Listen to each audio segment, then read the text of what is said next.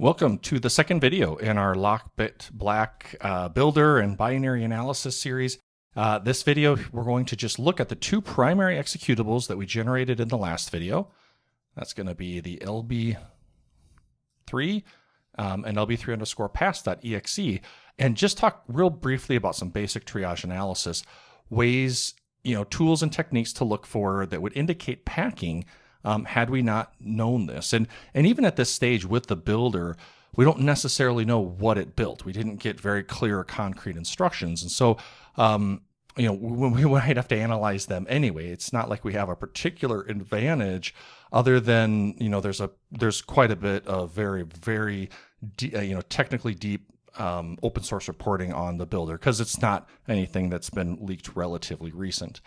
To get started then with this analysis, we can just, run strings, right?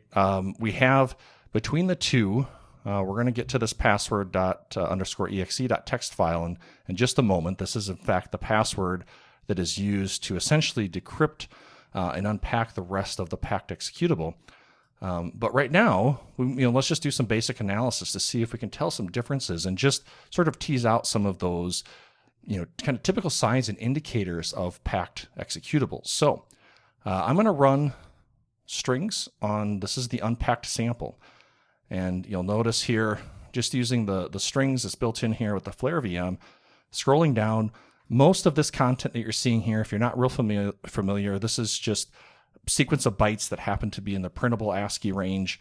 And, it's likely not representing anything in particular.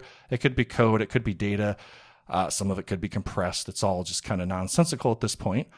As we scroll down then, we can get a little bit faster because I think our eyes can pick up, when something significant popped out like this, in which we have our section informations and and then we have some imports here, although it doesn't seem to be very much. And certainly not imports that I would expect for ransomware that has to do things like enumerate the file system. We can continue on, and I'll see that there really isn't much else here. I don't want to dwell on the string output for too long because I kind of already know the answer here, but these are certainly basic steps that I would take when, before jumping into any binary with something like IDA. I was going to suggest that we check Unicode strings. Here's our output right here. Again, nothing substantial. Now, keep in mind, this is the unpacked version. So with this being unpacked, and maybe we, if we just encounter these binaries in the wild, we wouldn't necessarily know that yet. But since I already do, since this is the unpacked and we're still not seeing any strings, there's no ransom note, there's no path information, there's no evidence of different file extensions that it might be filtering for or filtering out. That would indicate to me that even though this is the unpacked version, there still is a layer of API resolution, dynamic import, or runtime linking. So it's going to resolve APIs during runtime. And likely all of the strings, all of the important content are still hidden somewhere in that binary. Now, if we look at the packed version, we're going to see very similar output here. So I'll scroll down a little bit quicker. We'll eventually get to our little import chunk. There it is right there. It's pretty much identical. We've got our section names, continue on, and nothing, and not even Unicode strings. Now, this is the packed version, so I would expect even less content, although in this case, it's pretty similar. Let's take a look then, kind of next steps. Well, I'm going to use a tool like Detected Easy, and look at let's look at the imports. Right here, we can see there's only 3 libraries. We probably saw those strings, GDI32, user32, kernel32, and down below there are only a handful. So whenever we click on a library, that's what's being imported. Only a handful of APIs that are being imported at this point. All right, so that's typically an indication, right? We got one indication of packing, like generic indication of packing, lack of strings. Another is a lack of imports. And if we look at the disassembly, if we look at the entropy, all right, we can see that while the status overall here is that our sample is packed, there's some indications that might contradict that just a little bit. So let's see if I can make this a little bit larger. Look at the different sections. So iText says it's not packed, very low entropy. You'll see here it's actually a very small section. And what you're going to find out here in just a moment, what I would be curious is, does this section represent something significant? And in fact, on these binaries, it actually represents the entry point code, which is in part responsible for unpacking. Now we have the text section, right? And this, typically is going to be where the main body of executable code is. In this case, that's true for these binaries. I'll confirm that and show you how I know that by looking at it in IDA.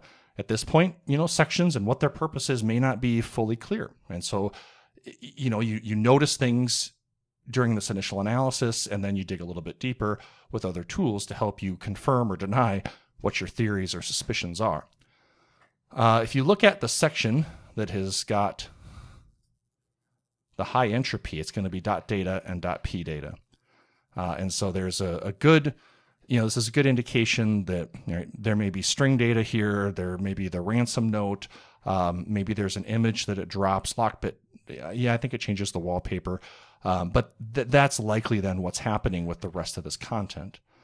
Now, we can also, to explore a little bit of the sections, for example, how did I know that the .itext was the entry point? Well, if you go to the image optional header, right here, you'll be able to scroll down. Well, you don't have to, because the address of entry is identified here for us. This is common with PE parsing utilities to show you what section that address of entry is, or when you're looking at the sections, what is the entry point, what section contains the entry point of code. All right, now let's just drop our obfuscated or packed binary on here. You'll notice down below, I didn't point this out in the last version here. Let's just go back to it real quick. We have the automatic scan, and I tagged heuristics. That wasn't on by default. So there you can see a little bit of the difference. It's saying essentially that there is some sort of protection, code protector, because there's a NOP at the entry point, which I guess that's true. You'll see that in just a little bit. It's also saying that there's a packer because there's a high entropy section, .data, which we've already talked about. So, that may or may not be, quite as accurate, and that this version actually isn't packed, but it does have encrypted protected data. Okay, so let's look at the password protected version. Same signatures. As you see here, we're going to have the same imports, so we can look at those just briefly. Going to have the same entry point, and if we look at the entropy, you'll see, okay, this looks quite a bit different, and that now pretty much everything looks packed. Here, let me scroll this down a little bit. Not only is the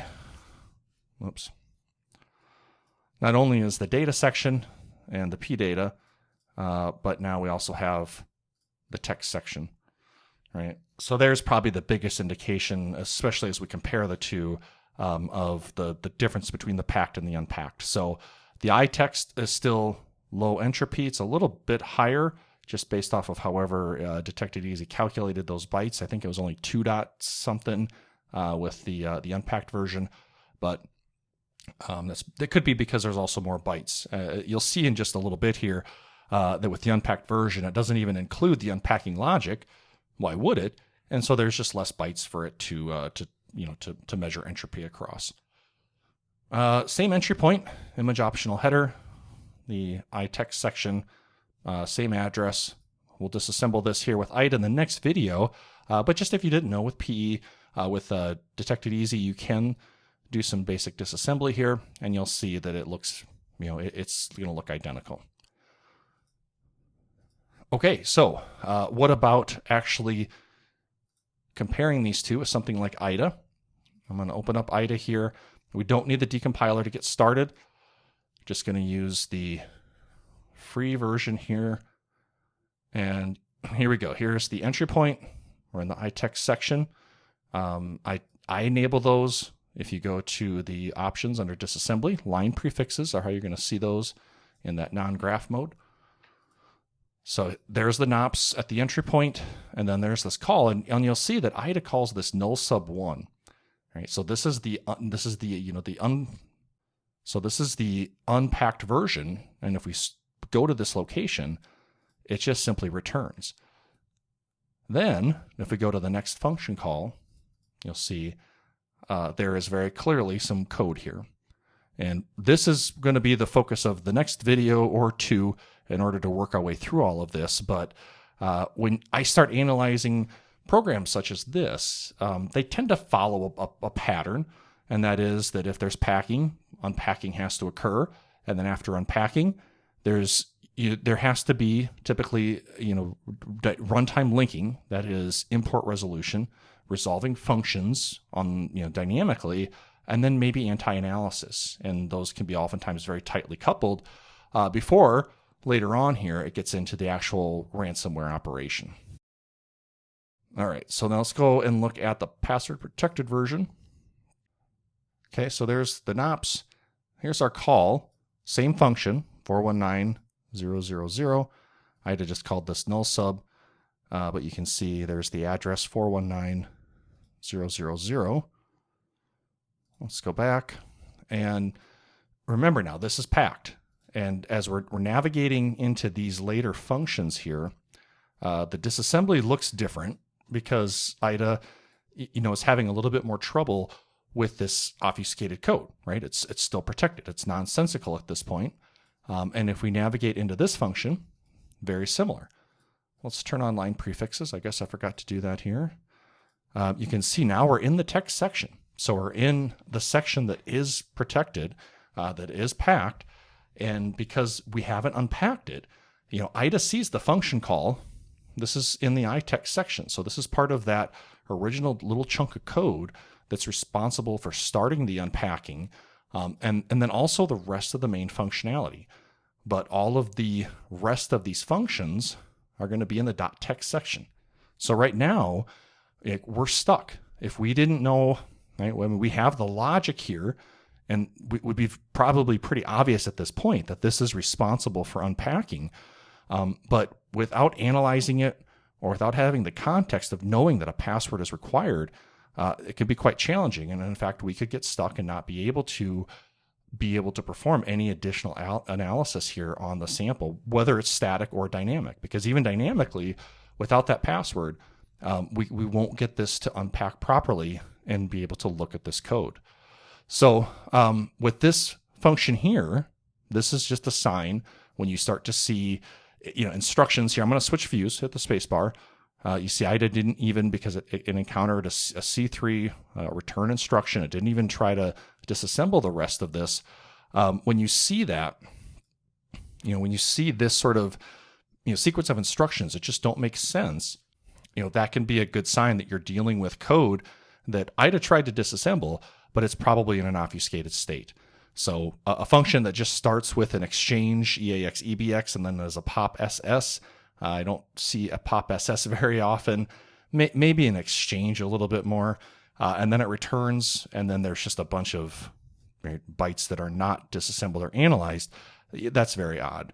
So that's a pretty good indication. And if I didn't understand the context of needing the password, I'd probably set a breakpoint right here, try to run this executable and get it and see if it would unpack itself.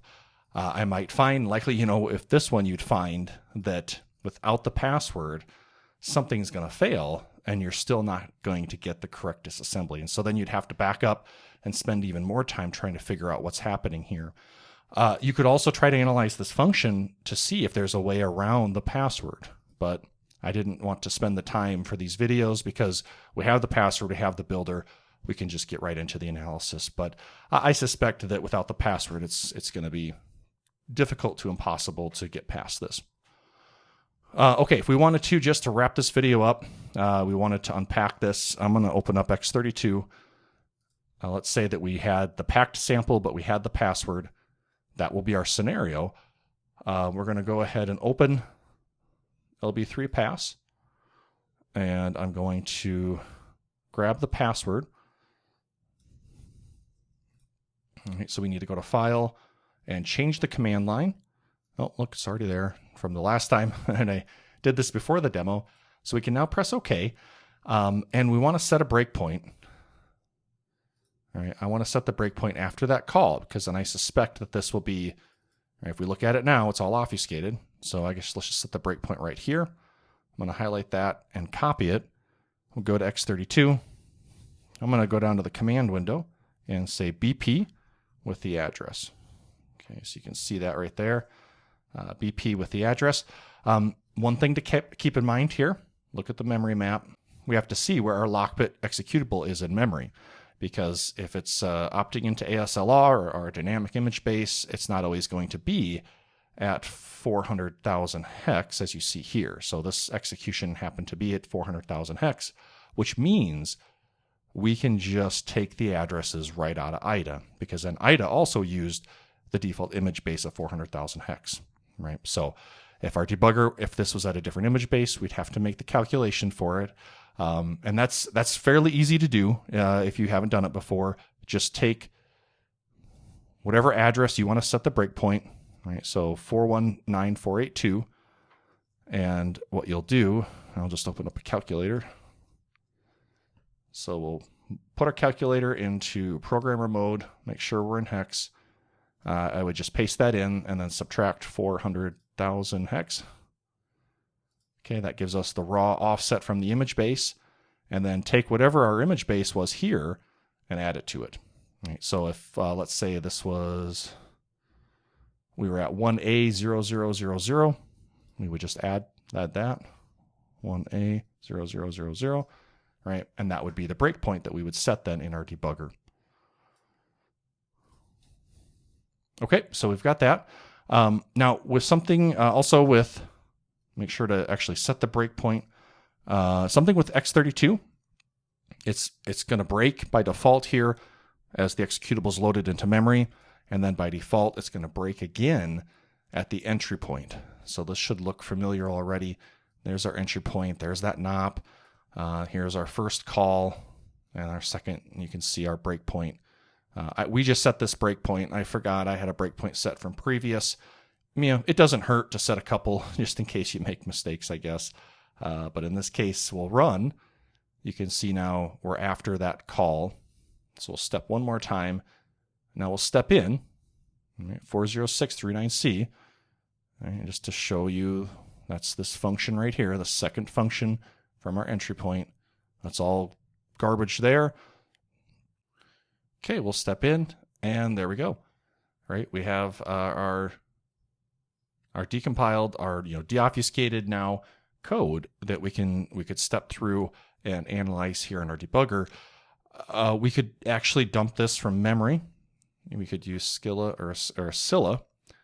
It's going to want to say the current entry point is where our instruction pointer's at. I don't actually want to do that, so let's go to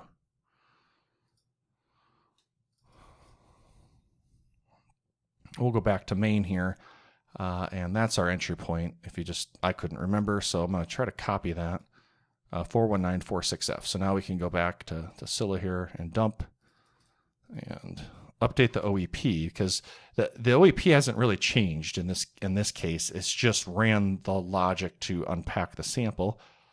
We can do an IAT auto search, so typical steps with scylla.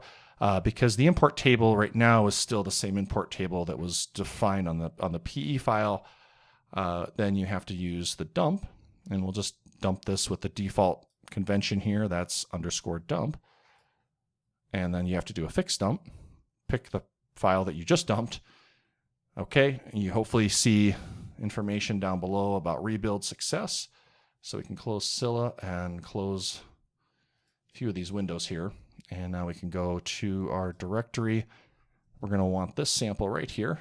Now with the SCY, and we can open that with IDA. And okay, there we go. We're at the entry point. There's the first call. Here's the second call.